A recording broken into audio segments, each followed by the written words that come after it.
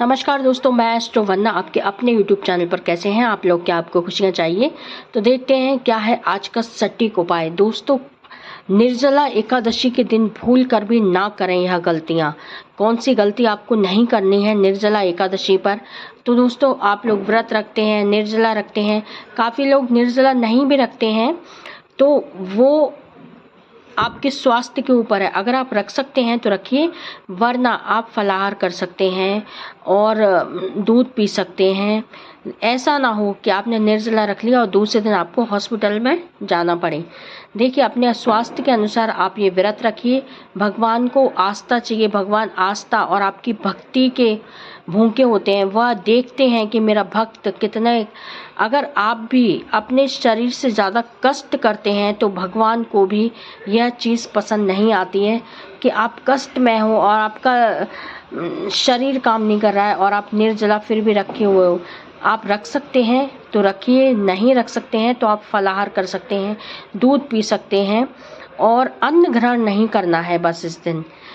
तो आप अपनी श्रद्धा भाव भक्ति के साथ ये व्रत करिए। आप जितना हो सकता है, देखिए आप व्रत कर रहे हैं और आपका भक्ति में मन नहीं लग रहा, तो आपका व्रत रखने का कोई भी फायदा नहीं होता। आप जैसे भी रखिए, भक्ति भाव के साथ रखिए। सबसे पहले कभी बड़ों का अनादर ना करें।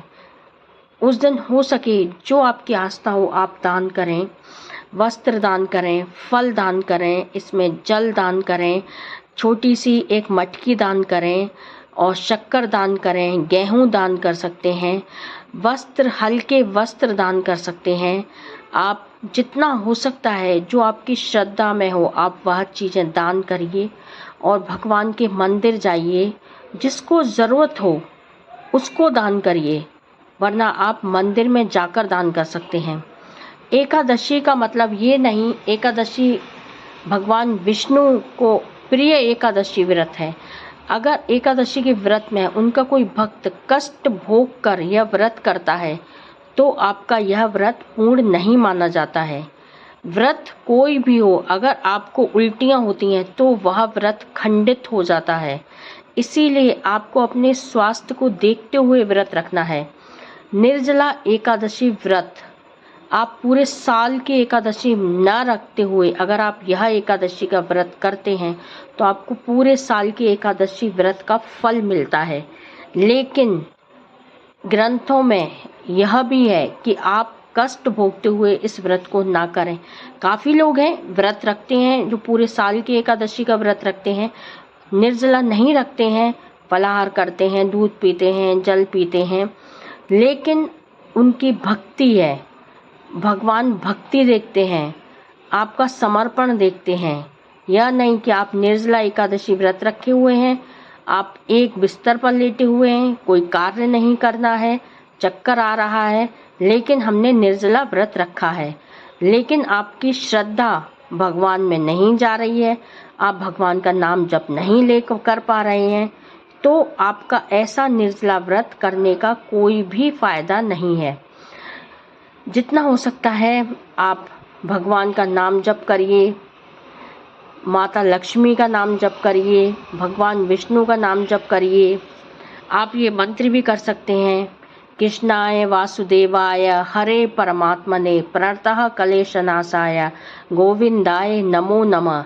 राधा राधा कर सकते हैं, लक्ष्मी जी का नाम ले सकते हैं, राधे कृष्ण कर सकते हैं। आपको जितना हो सके आप नाम जप करिए भगवान का, आप भक्ति में रहिए।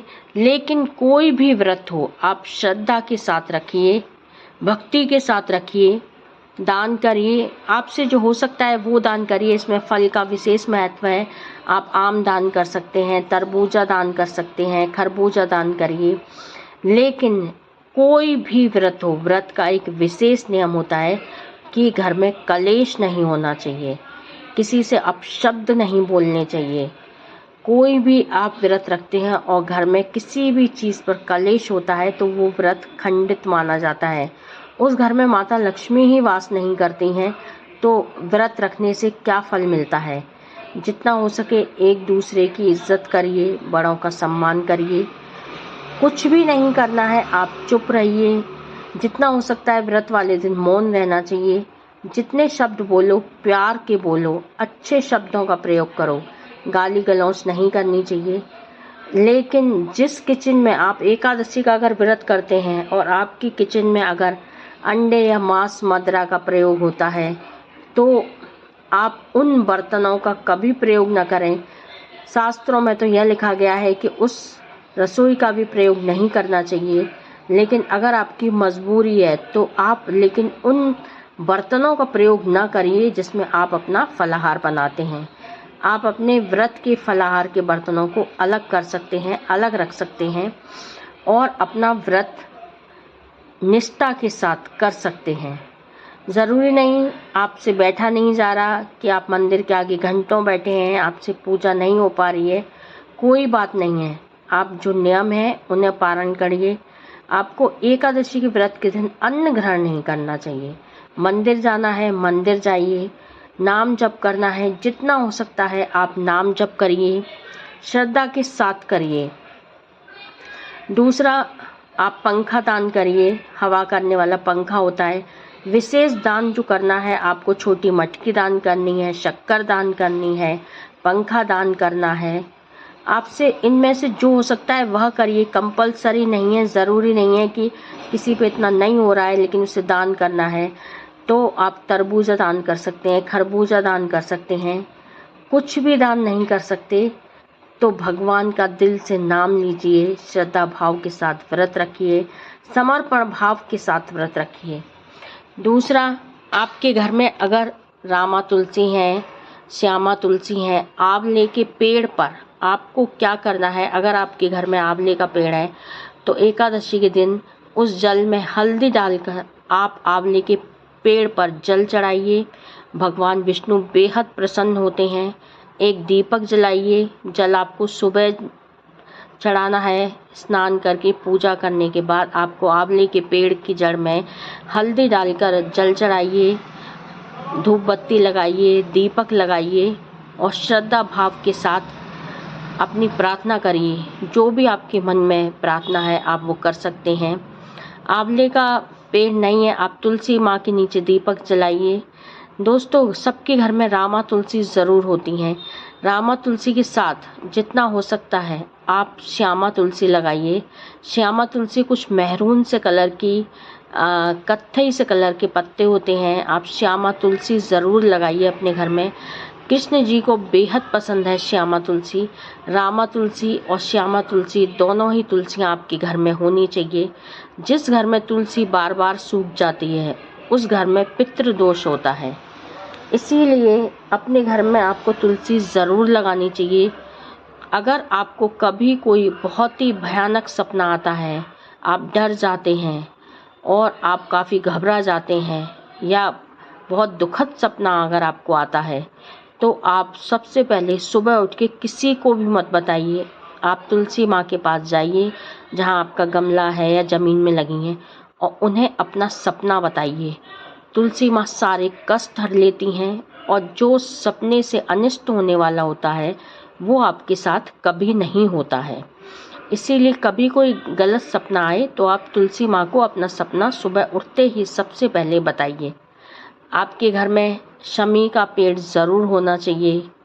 जितना हो सकता है आप तुलसी माँ की जितनी सेवा करेंगे उतना आप समझिए। एकादशी का व्रत महीने में 2 बार आते हैं, लेकिन अगर आप डेली तुलसी माँ की सेवा करते हैं, भक्ति भाव से श्रद्धा के साथ हर भगवान का नियम के साथ व्रत करते हैं तो रोज डेली ही आपकी एकादशी है। भगवान एक दिन प्रकट नहीं होते, भगवान डेली रहते हैं। वो डेली की श्रद्धा देखते हैं आपकी, आप कैसे श्रद्धा भाव से हम उनका नाम जप कर रहे हैं, उनकी पूजा कर रहे हैं। आपके कर्म ही सबसे बड़ी पूजा होती है। अच्छे कर्म करिए, अच्छा बोलिए, अच्छा सुनिए। जितना हो सकता है इस वाणी से गंदे शब्दों का प्रयोग ना करें, मांस मदिरा का प्रयोग ना करें। अपने घर को जितना हो सकता है पवित्र रखिए। शाम को आपको दीपक ज़रूर जलाना चाहिए तुलसी माँ के नीचे, बेलपत्री के नीचे, शमी पेड़ के नीचे। और अपने घर में बरगद का पेड़ ज़रूर लगाइए, चाहे आप वो गमले में ही क्यों न लगाएं। बरगद के पौधे से हमें स्वास्थ्य मिलता है, सौभाग्य मिलता है, उन्नति मिलती है।